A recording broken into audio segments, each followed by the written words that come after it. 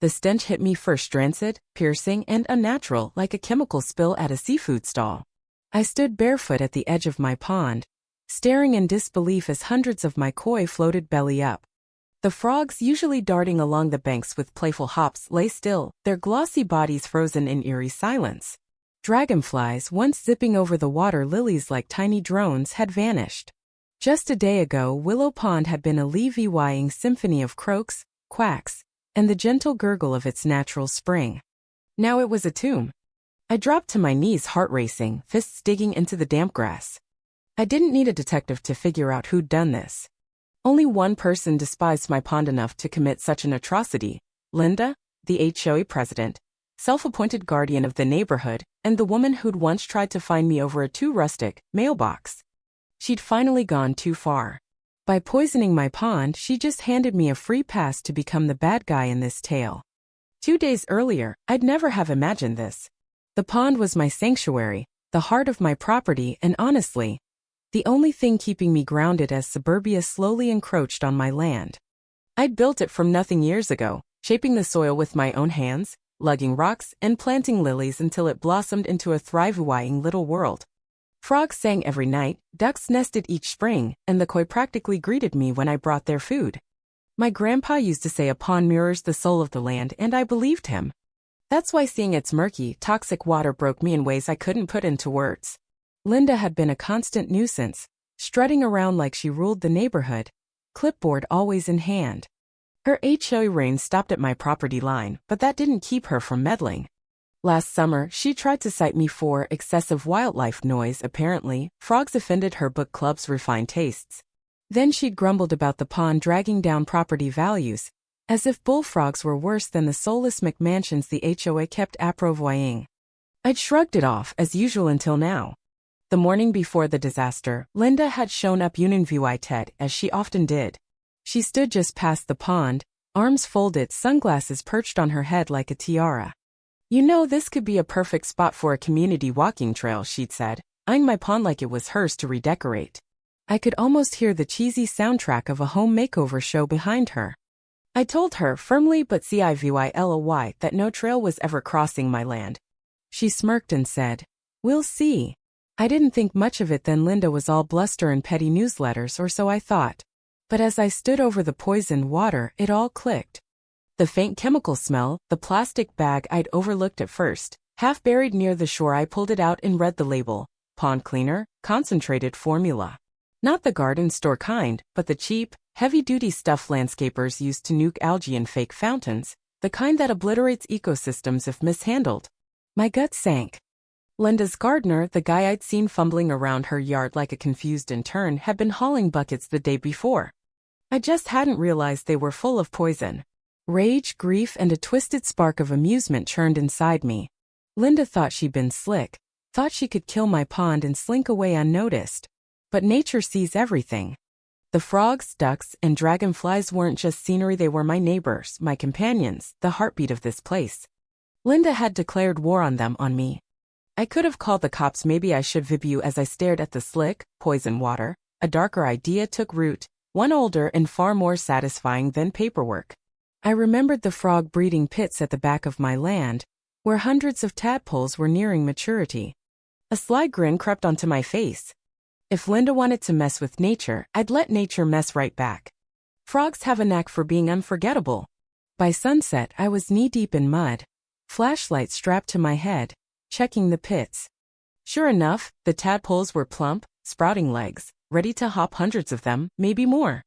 I didn't say it out loud, but if I had, it'd be simple. Linda had just funded the relocation of about 300 new tenants, and I knew exactly where they were headed. I wasn't just getting even, I was ensuring every croak would bounce off her granite countertops. Over the next few days, I prepared like a general plotting a campaign. I didn't just want to dump frogs in her yard. I wanted an amphibian orchestra to haunt her every moment. Each evening, I watched the tadpoles grow, restless and ready. My buddy Mark caught wind of my scheme when he dropped by and saw me crafting what could only be called frog transport crates in my shed. When I explained, he nearly choked on his coffee, laughing. "You're going full Old Testament plague on her? That's brilliant," he said, signing up to help. We worked at night with headlamps, nets, and buckets, gently scooping the little hoppers as they emerged from the pits, eager for new homes. Every frog felt like a recruit in my vendetta. For fun, Mark started naming the calling: one chunky bullfrog, property tax, and a skinny tree frog, noise ordinance. By the end, we had over 300, each oblivious to their starring role in my revenge masterpiece. We struck on a night when Linda's lights went out at 10 p.m. Sharp, her cameras trained on the front, Leah viewing her backyard wide open. We loaded the crates into Mark's beat-up truck, drove under cover of darkness, and parked near the woods behind her place. 2 grown men in camo, sneaking around releasing frogs. It was absurd, and I loved it. We set them loose quietly, watching them bound into her flower beds, slip into her fountain, and vanish under shrubs and statues. Some claimed her decorative pond. Her latest HOA newsletter bragged like it was their VIP suite. One bold frog perched on her bird bath, king of its new domain. It wasn't just payback, it was poetry. We finished and peeled out, stifling laughter until we were back at my place, toasting with cheap beer under the stars. "Think she'll notice?" Mark asked. "Oh, she'll notice," I said. "She's never heard frogs when they're thrilled." Morning proved me right. Linda's shrieks woke me, audible from my porch half a mile away. Neighbors peeked out as she stomped around in her robe, swinging a rake at frogs that leapt defiantly from bush to bush. I sipped my coffee, savoring the chaos like a fine wine. The frogs didn't stop at her yard. They spilled into the neighborhood, hopping into mailboxes, garages, and under decks. At an emergency HO meeting, Linda ranted about sabotage, pointing at me with no proof, looking deranged. Most neighbors, fed up with her tyranny, smirked instead of sympathizing.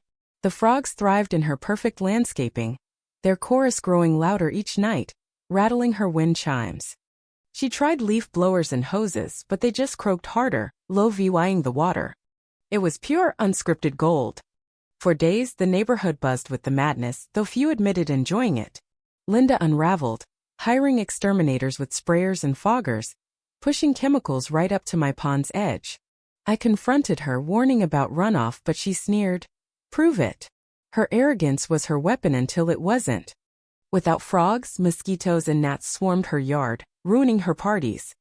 The chemicals hit the community garden, wilting crops and turning neighbors against her. One night, I caught her and her crew dumping more poison near my pond on video. I sent it to the wildlife agency and a local news outlet.